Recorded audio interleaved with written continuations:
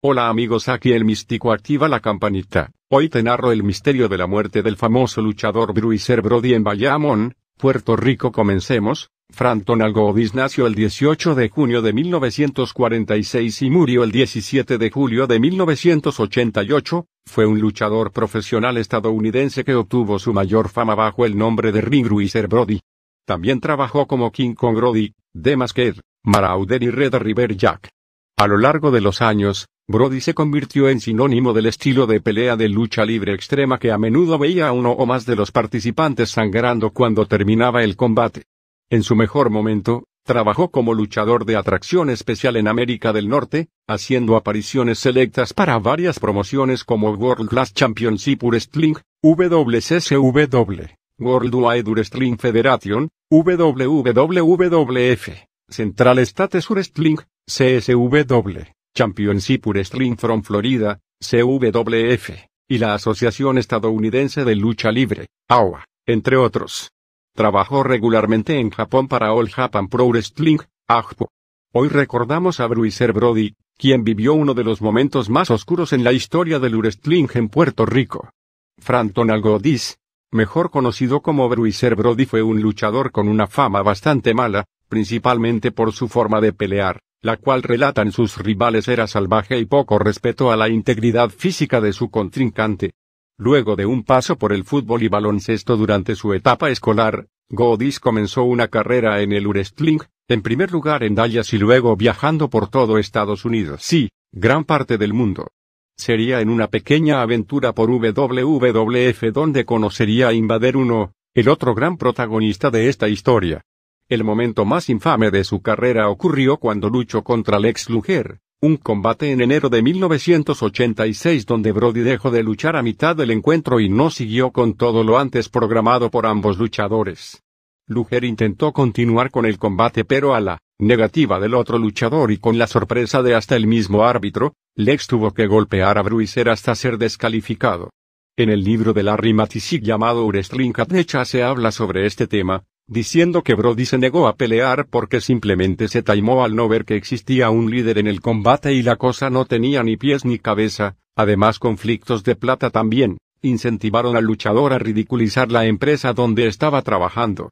Con dicha fama ganada durante sus años de luchador, no fue sorpresa ver la forma en que terminó perdiendo su vida.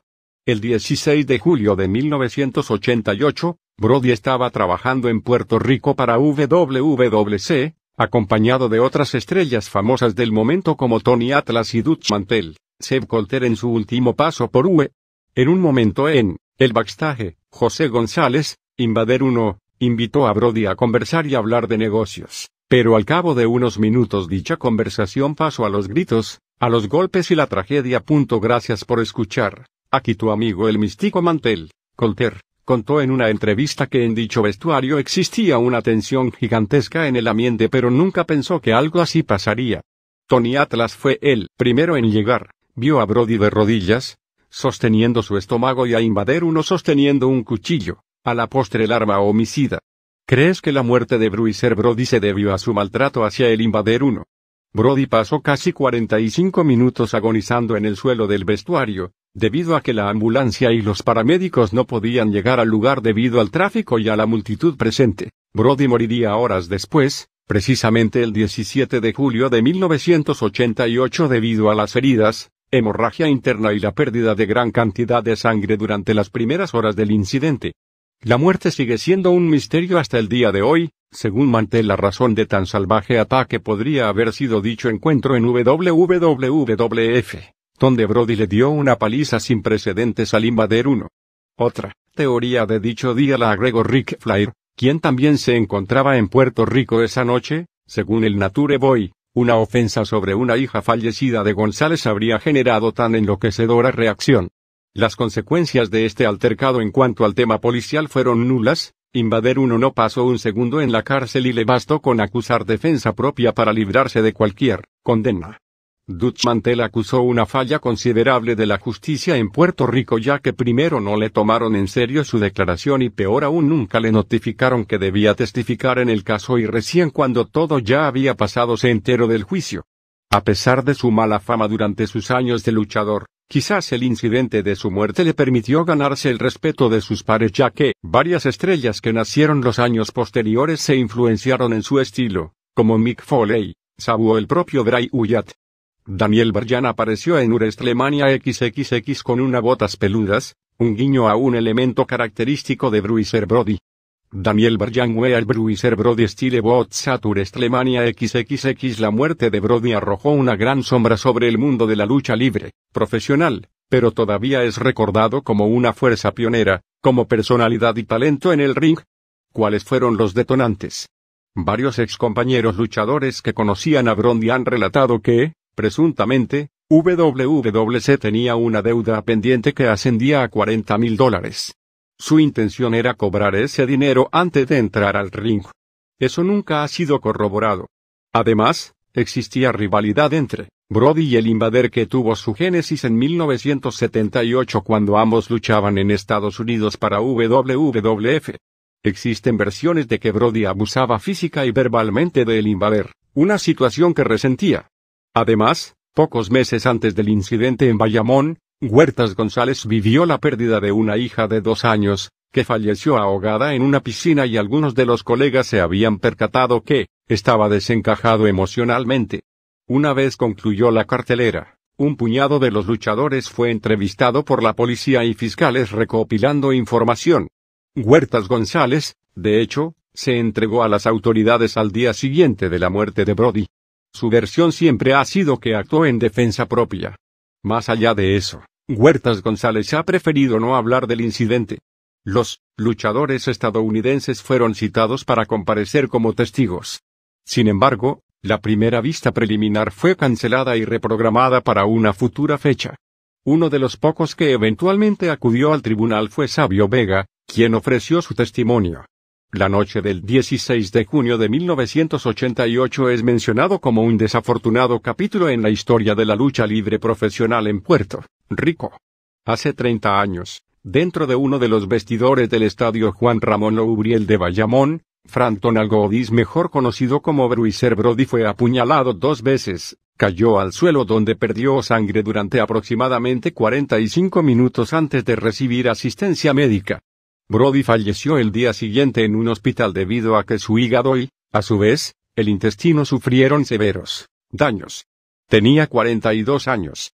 Las circunstancias sobre su muerte tienen varias versiones, según la persona que haga el relato. Algunos de los luchadores que se encontraban en el área han señalado a José Huertas González, alias el Invader 1, como el responsable. ¿Qué sucedió esa noche en Bayamón? Brody era parte del evento que producía World Wrestling Council, WWC, compañía de Carlitos Colón y Víctor Jovica. Brody era una de las principales atracciones, una de los favoritos del público boricua por su peculiar personalidad y las guerras que llevó contra Abdullah the Butcher, entre otros. Para entonces, José Huertas González era el libretista de la compañía WWC. Se encontraba discutiendo las luchas con los participantes antes de arrancar el espectáculo ante miles de personas en el estadio Loubriel. Según ha relatado Dutch Mantel, tenía un presentimiento de que algo no estaba bien. Siempre he tenido la habilidad para sentir tensión dentro del vestidor. Y lo sentí bien pesado esa noche, recordó Mantel durante una entrevista publicada por SOTinterviews.com. Pero no lo podía identificar, no sabía de dónde provenía esa tensión. Mantel recordó algunos detalles del incidente. José Huertas González le pidió a Brody que fuera a las duchas para hablar de negocios. Sin embargo, la conversación fue escalando de tono. Algunos testigos recuerdan que el Invader tenía una toalla en una de las manos, supuestamente, ocultando un cuchillo. De repente, el gigantón luchador de 6 pies y 8 pulgadas de estatura cayó al suelo herido. Tony Atlas fue el primero que acudió a la ducha, a asistir a Brody. Según Atlas, los demás dentro del camerino, incluyendo los estadounidenses, le dieron la espalda al herido colega. Cuando los oficiales de la policía preguntaron qué había sucedido, todos en el vestidor dijeron que no habían visto nada, recordó Atlas. Brody tenía 2 heridas de 8 pulgadas en el abdomen. Su hígado fue cortado en 2 pedazos. Los intestinos también. Publicidad. Brody permaneció un largo periodo de tiempo en su suelo antes de que una ambulancia pudiera llegar al lugar, 45 minutos. El tránsito y la cantidad de público en las afueras del estadio Louvriel en Bayamón imposibilitaron los accesos de la asistencia médica. Eventualmente, Brody murió por una hemorragia interna y pérdida de sangre. ¿Cuáles fueron los detonantes de este incidente? Varios excompañeros luchadores que conocían a Brody han relatado que, presuntamente, WWC tenía una deuda pendiente que ascendía a $40,000. Su intención era cobrar ese dinero antes de entrar al ring. Eso nunca ha sido corroborado. Además, existía rivalidad entre Brody y el Invader que tuvo su génesis en 1978 cuando ambos luchaban en Estados Unidos para WWF. Existen versiones de que Brody abusaba física y, verbalmente del Invader, una situación que resentía. Además, pocos meses antes del incidente en Bayamón, Huertas González vivió la pérdida de una hija de 2 años, que falleció ahogada en una piscina y algunos de los colegas se habían percatado que estaba desencajado emocionalmente. Una vez concluyó la cartelera, un puñado de los luchadores fue entrevistado por la policía y fiscales recopilando información. José Huertas González, de hecho, se entregó a las autoridades al día siguiente de la muerte de Brody. Su versión siempre ha sido que actuó en defensa propia.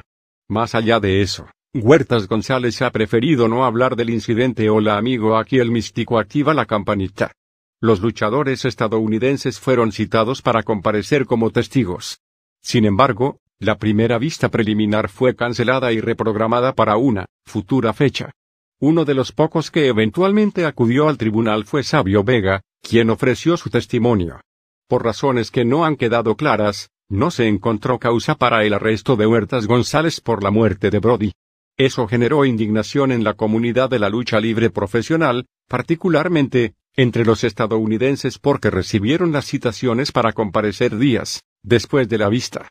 Han transcurrido 3 décadas desde el suceso y demasiadas preguntas siguen sin respuestas. ¿Qué ocurrió dentro de la ducha que provocó el asalto? ¿Por qué los demás luchadores no ayudaron de Brody ni detuvieron a El Invader? ¿Qué ocurrió con el arma?